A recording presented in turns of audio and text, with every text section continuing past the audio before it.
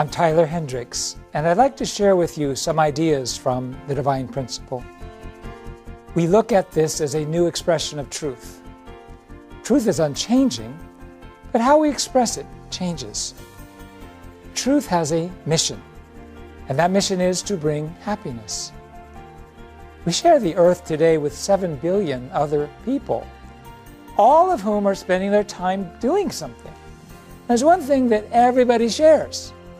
We're all struggling to find happiness and avoid misfortune.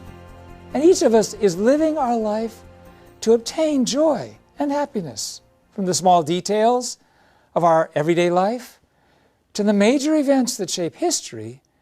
Every event reflects someone's desire for a happier life. So we need to find the path to happiness. We can't afford to be ignorant about this and about life and about the world. Now, if it is a real path to happiness, then it can create peace. And if it can do so authentically for an individual, then it can do so also for the family. And peaceful families will naturally create a peaceful society, and this will extend to nations and to the world. But what makes you feel joy and happiness? Happiness follows when my desires are fulfilled. I feel happy when I satisfy my desires, when I buy something that I saved up for, when I receive a gift, when I was able to do something I wanted to do, when I started working for a company that I wanted to work for, when I acquired some certification, when someone I love affirmed and accepted me, when I dated someone who I respect very much, when I married my eternal love. When we fulfill our desires, we experience happiness. The humanistic psychologist Abraham Maslow categorized human desire into 5 stages. He said that people live their lives in order to fulfill 5 stages of desires. The first is physiological desires. The second is the desire for security and safety. The third is social desire. The fourth is the desire to be respected. And the fifth is the desire for self-actualization. Our level of happiness, he said, increases based on the stage of desire we achieve. Fulfilling physiological needs brings temporary happiness, but gratifying desires for respect or desires for self-actualization brings a much greater sense of happiness. Now, with the unification principle, we take a little bit different perspective. We believe that we have 2 opposing kinds of desires. We have good desires and evil desires. People are directed by an original mind that attempts to achieve good desires. But we also have an evil mind, which attempts to fulfill evil desires. And we are torn between these 2 directions.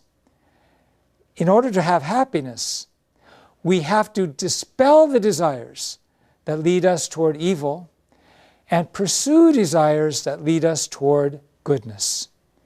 But we require the wisdom to dispel those evil desires that originate from our evil mind, and to pursue good desires that originate from our original mind.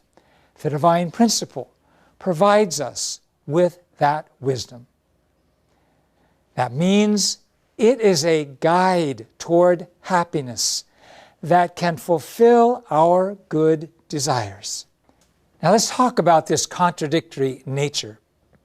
Within the same individual is a fierce struggle between the original mind, inclined toward good desires, and the evil mind, inclined toward evil desires.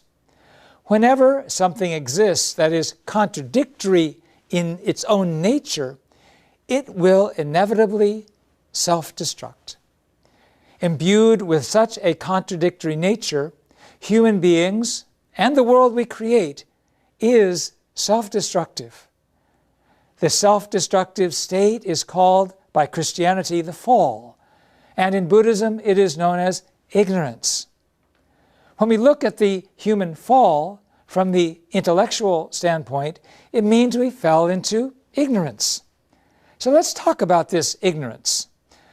We consist of a mind and a body, an internal and an external aspect. So there exist internal and external forms of knowledge. Accordingly, there are two kinds of ignorance: internal ignorance and external ignorance. What is internal ignorance? It means spiritual ignorance. For example, where did we come from? What is the value and goal of life? What happens after we die? Does God exist? What is good? What is evil?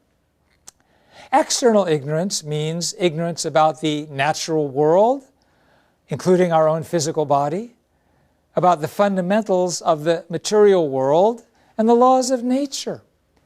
Human beings have ceaselessly been seeking the truth, to transition from being ignorant to having knowledge.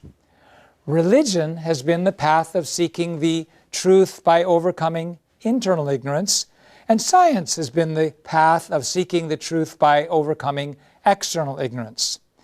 We seek to overcome both types of ignorance through religion and science. To be completely liberated from ignorance and follow only the desires of the original mind in the direction of goodness, one must find a truth that includes both science and religion, both internal and external truth. For this, we need a new truth that can become the path to happiness, that can end conflict, that can end corruption and self-destructive behavior. What is truth?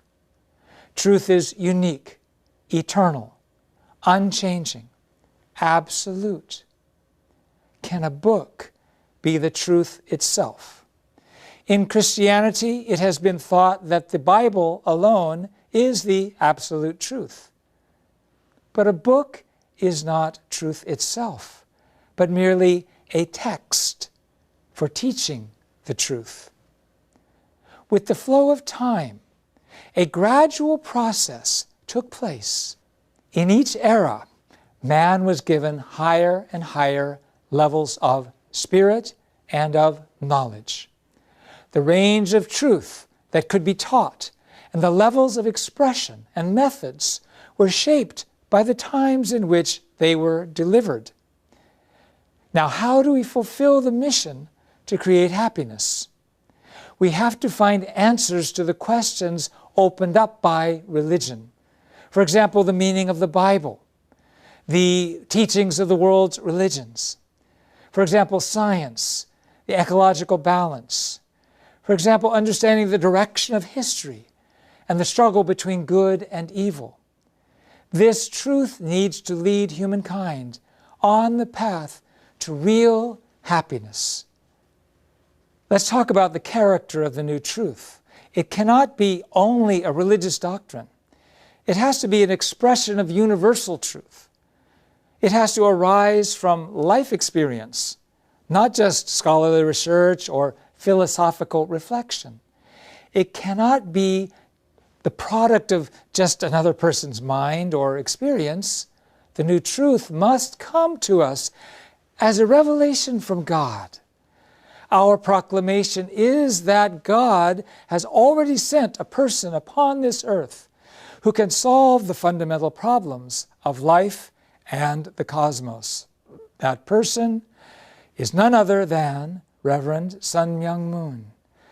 The unification principle of Reverend Sun Myung Moon calls us to follow this path to happiness for the 21st century. This person dedicated his life for the liberation of God and the salvation of humankind. He built a foundation in 194 countries. He left his words as a textbook and passed away on September 3rd, 2012. From now on, you will learn and become familiar with the concrete content of unification principle. I ask for your open-minded interest. Remove the stereotypes and any prejudices, and seek to grasp the new truth with a serious mind. Adopt a posture of hope that this can lead you to good realizations and worthwhile experiences for your life. See you next time. Thank you very much.